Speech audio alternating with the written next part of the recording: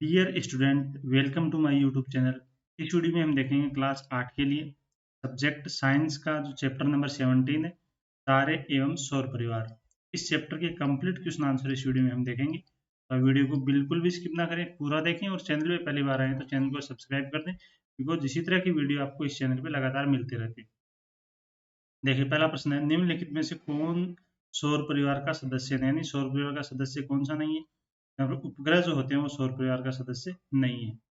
कौन सा सूर्य का ग्रह नहीं है? तो सीरियस जो है वो सूर्य का ग्रह नहीं है। अगला है, चंद्रमा की कलाओं के घटने का कारण यह है कि, तो हम चंद्रमा का केवल वह भाग ही देख सकते हैं जो हमारी और प्रकाश को परावर्तित करता है। यानी ऑप्शन नंबर फर्स्ट इसका राइट आंसर है। अगला है, रिक्त स्थानों की पूर्ति कीजिए। सूर्य से सबसे अधिक दूरी वाला ग्रह है नेपट्टून। वर्ण में रक्ताभ प्रतीत होने वाला ग्रह है मंगल ग्रह। तारों के ऐसे समूह है जो कोई पैटर्न बनाता है, उसको हम क्या कहते हैं? तारामंडल। ग्रह की परिक्रमा करने वाले खगोलीय पिंड को उपग्रह कहते हैं। जैसे चंद्रमा है वो पृथ्वी का क्या है? उपग्रह है। शूटिंग स्टार वास्तव में तारा नहीं है। क्षुद्र ग्रह मंगल और बृहस्पति की कक्षाओं के बीच में पाए जाते हैं। अगला आपको सत्य असत्य बताना है। तो ध्रुव तारा सौर परिवार का सदस्य है, तो ये गलत है। बुध सौर परिवार का सबसे छोटा ग्रह है, ये सही है। नेक्स्ट है, यूरेनस सौर परिवार का सबसे दूरतम ग्रह है, ये गलत है। इनसेट एक कृत्रिम उपग्रह, ये सही है। हमारे सौर परिवार में 9 ग्रह हैं। पहले 9 ग्रह थे लेकिन अब कितने हैं? 8 ग्रह ही हैं, तो यहाँ पर ये गलत है। ओरायन तारामंडल केवल दूरदर्शक द्वारा देखा जा सकता है, ये भी गलत है। अगला आपको मिलान करना है।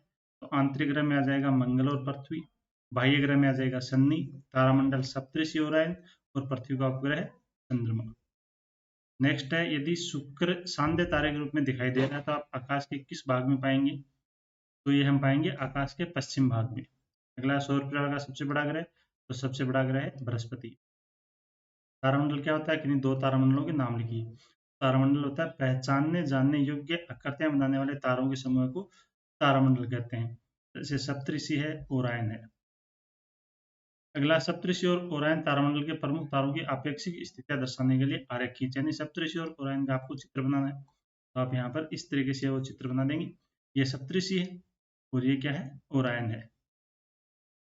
और ये सप्तऋषि इस तरीके से परिक्रमा करता है। बीच में क्या है इसके? ध्रुव तारा है। यहाँ पर ये सप्तऋषि है और ये सप्तऋषि इस तरीके से घूमता रहता है चारों तरफ, ध्रुव तारे के चारों तरफ। अगला है, ग्रहों के आंतरिक सौर परिवार के अन्य 2 सदस्यों के नाम लिखिए।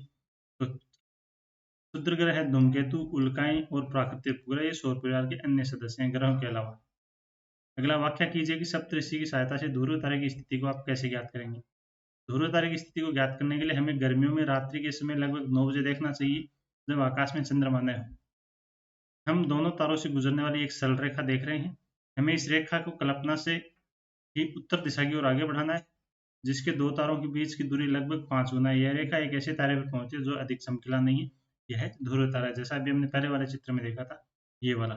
यानी इन 2 तारों से हम एक काल्पनिक रेखा खींचते हैं यहाँ तक, तो ये क्या है? ध्रुव तारा है।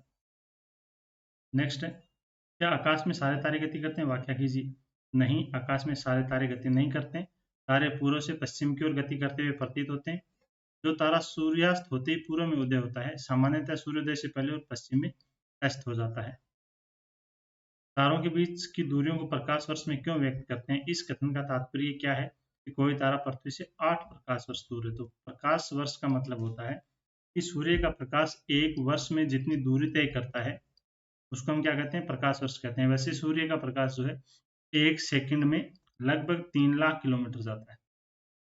तो आप देख सकते हैं 1 सेकंड में 3 लाख किलोमीटर जा रहा है, तो 1 साल में कितनी दूर जाएगा, उसको हम बोलते हैं प्रकाश वर्ष। तो कई जो ग्रह हैं वो पृथ्वी से या सूर्य से प्रकाश वर्ष दूर है, यानी सूर्य के प्रकाश को जाने में भी कई साल लग जाते हैं। तो प्रकाश वर्ष एक बड़ी इकाई है तथा समान दूरी, समान नहीं, यहाँ पर अधिक दूरी आएगा, अधिक दूरी प्रकाश वर्ष में व्यक्त की जाती है। यदि कोई तारा पृथ्वी से 8 प्रकाश वर्ष दूर है तो इसका मतलब है कि तारे और पृथ्वी के बीच की दूरियों को प्रकाश वर्ष में यात्रा करेगा। तो 8 प्रकाश वर्ष का मतलब होगा यहाँ पर कि सूर्य का प्रकाश जो है वो 8 साल में जितनी दूरी तय करेगा, वो दूरी यहाँ पर 8 प्रकाश वर्ष में नापी जाएगी। अगला, बृहस्पति की त्रिज्या पृथ्वी की त्रिज्या की 11 गुनी है। बृहस्पति तथा पृथ्वी के आयतनों का अनुपात परिकलित कीजिए।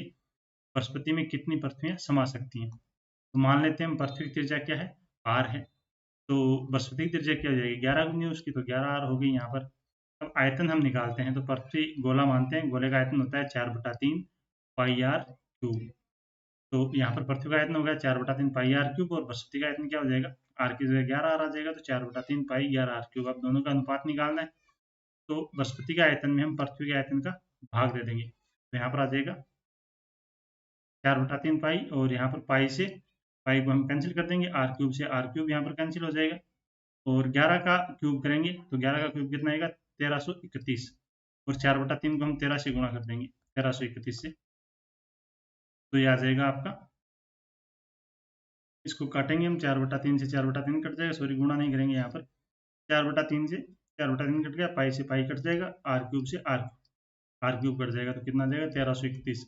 यानी बृहस्पति के अंदर और 1331 पृथ्वियां समा सकती हैं। इसका मतलब ये हुआ कि 1331 पृथ्वी को हम एक साथ इकट्ठा करें तो वो एक बृहस्पति ग्रह के बराबर बन जाएंगे। तो ये थे आपके इस चैप्टर के क्वेश्चन आंसर जो इस वीडियो में हमने देखे। बाकी वीडियो कैसा लगा आप कमेंट करके जरूर बताएं, और चैनल पे पहली बार आए हैं तो चैनल को सब्सक्राइब कर लें, बिकॉज इसी तरह के लेटेस्ट वीडियो आपको इस चैनल पे मिलते रहते हैं। मिलते हैं अगले वीडियो में, तब तक के लिए धन्यवाद।